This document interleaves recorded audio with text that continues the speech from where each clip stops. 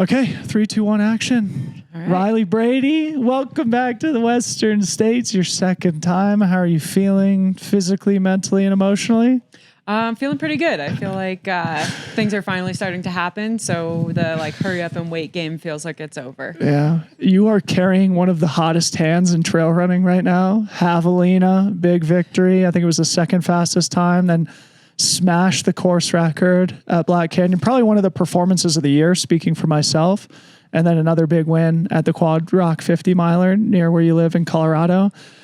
Talk about this momentum you're carrying right now and to what degree it influences the way you feel coming in.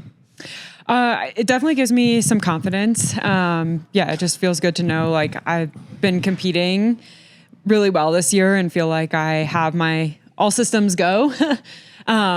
Anything can happen in a 100-miler, but it definitely gives me confidence going into it, knowing that I can compete at the top of these fields. Yeah. I was talking about you in relationship to people like Seth Ruling, Dan Jones, also both coming in kind of undefeated for a stretch here.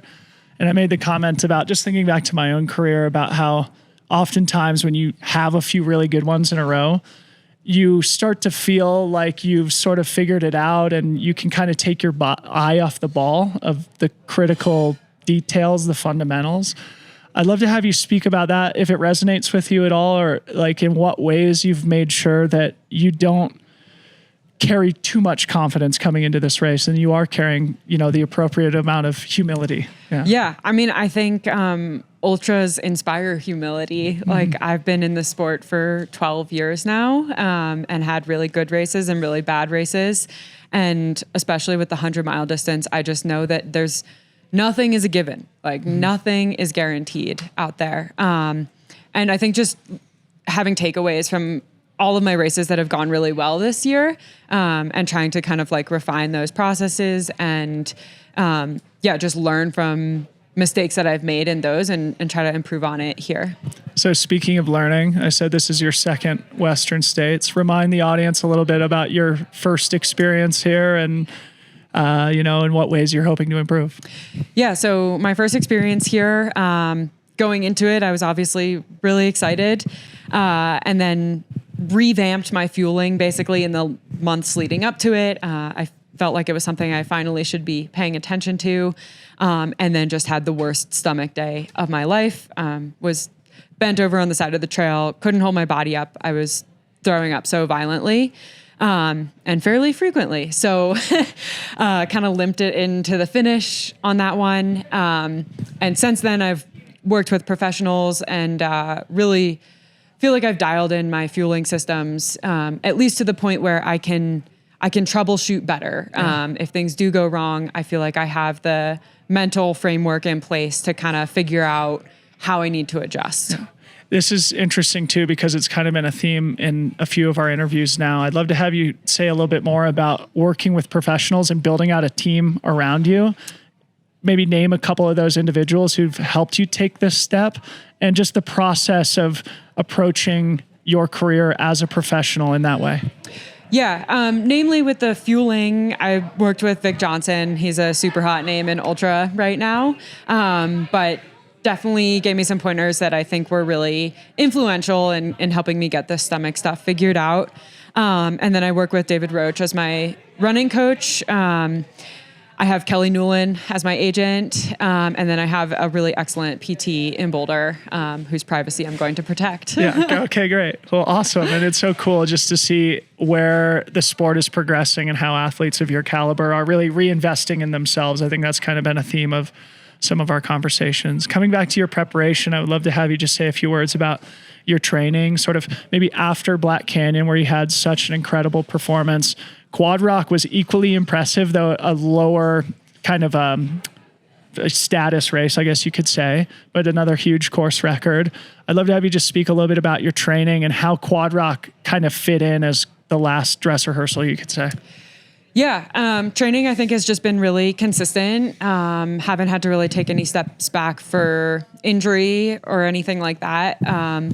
And just kind of slotted Quad Rock into the training. The interesting thing is I ran Quad Rock and Black Canyon in basically the exact same time. Obviously Quad Rock being a shorter race with a lot more vert. I didn't notice that. Yeah. But my recovery after Quad Rock was so quick. I took a couple days off and then was kind of back to it. And that felt really good. Just knowing that my Black Canyon recovery had taken a little bit more time. So yeah, just kind of fit that in and hit the ground running. One of the things that Corinne and Tim and I have been talking about this week is the Western States course, how it is unique. It does require a lot of different skills. If you could say a few words about how you have sharpened the specific tools that you need for this course, I think the audience would be interested. Yeah, I think, signing up for Black Canyon, I didn't need my ticket there. And I signed up for it because it's kind of a mini Western States, like highly competitive. And I think practicing racing with competition is really important. Net downhill, can be a warm day out there. Obviously not as long, but so lining up for Black Canyon was a trial run in some of those ways. And then lining up for Quad Rock was my attempt to get on something that was a little less runnable, a little bit more verty. Just kind of practicing those climbing and descending skills that you are going to need in the first part of the course at Western States. So I think really kind of focusing it around those kind of trial races was my plan. Yeah. Okay. So you did come out to the course also to do a little bit of training. Yeah, that was supposed to be top secret. I understood. I totally ruined the secret. But now that the secret is out there, you apparently beat the ever-living bleep out of my good friend Andrew Bumblow, a 2:10 marathoner. So maybe you could share a little bit about the training camp that you did on the course and how it fits into the prep, if you care to share. Yeah. I always think it's good to see the course ahead of time. It's good for mental confidence and just kind of knowing what you can do on those sections of the course and seeing how it's going to feel like in the canyons at those temperatures. And I will caveat that by saying that Bumby was muling some fluids for me early on in that run and not drinking enough on his part. So I think if we were challenged to a duel on flat ground where he was hydrated and ready to go, the outcome would have been a little different. Well, maybe we'll set that race up some other time. What I heard was that Riley came trotting up into Michigan Bluff, had a little aid station transition. A few minutes go by, still no Bumby coming up the hill from El Dorado. And Riley said, all right, I think I'll get going and see you guys in Forest Hill. And then only a handful of minutes later did Bumby come traipsing into the aid station himself. Anyway, pretty fun.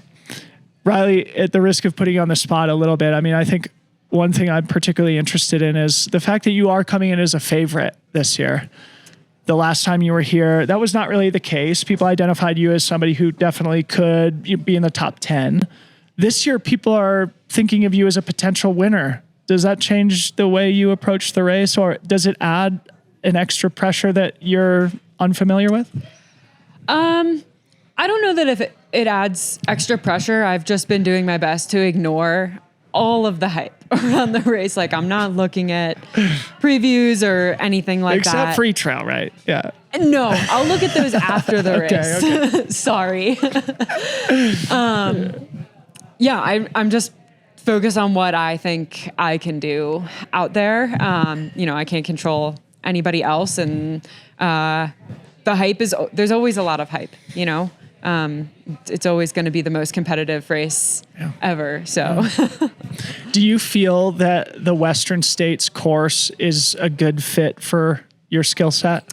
Very good fit for my skill set. I feel like it was custom tailored to me, particularly the hot temperatures. Really? Okay. Yeah.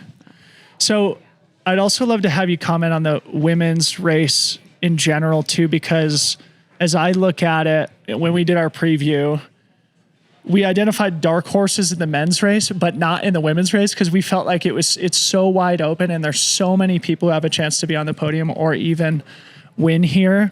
We have no returning champions. How are you thinking about the women's race in general? And maybe if you could share how you're thinking about that dynamic and how things might play out. Yeah, I mean, I'd agree with you that there's it's kind of anybody's race. Anything can happen over 100 miles. And there's a lot of really strong contenders. So, again, I think I'm just focused on myself really in this case. It's not worth worrying about what anybody else is potentially going to maybe do or not do out there. So yeah, I know I have a lot of strong contenders out there. I'm excited to be out there running with them. But I'm not overly concerned about anybody. So the reason I asked this is because I was talking to Adam Peterman and we were talking about the men's race and this sort of same question. And at the end of the day, no matter how much you have a race plan, what other people do can impact you. So I'd love to have you talk about the balance between having a plan and being responsive in the moment. Yeah, I think that's always hard to put your finger on ahead of time. You know, you never know how race dynamics are going to unfold on the day. But I think I kind of keep my finger to my pulse figuratively, and just seeing, you know, is this what I want to be doing right now out here? Like, you know, at Black Canyon, Mary went out way ahead of me and I was like, if she can hold that pace all day, great. She deserves a win. Right. Like, I know I can't. So, and that wasn't to say I wasn't putting myself in it, but just kind of knowing, that I wasn't ready to push that early on. Yeah. So then as we wind down here, I'd love to have you compare where you're at as an athlete now compared to the last time you stepped to the start line. I've definitely grown a lot as an athlete since the last time I was here. I think having the sort of trial run at Western States out of the way, like I've experienced the hype, and the start was really jarring for me last time. And so now having a better sense of what to expect, and having seen the course and having some good races under my belt, all sort of just adds to a level of calmness about it, I think, that I didn't have last time. Awesome. Who's the team? Are Ann and Bill here? Ann and Bill are here. All right, good. Yeah. So they're on the squad. My roommates, Troy and Cloud, and then my friends, Brian, Rosie, and Jess. And Troy, Brian, and Rosie will be my pacers. Awesome. So really, really excited to see them out there. And I have a lot of friends who are crewing other people that I hope to see in Forest Hill. So great. Riley, it's been so fun to follow you recently. Congratulations on all your recent success. And thank you. I wish you more success on Saturday. Thank you so much, Dylan.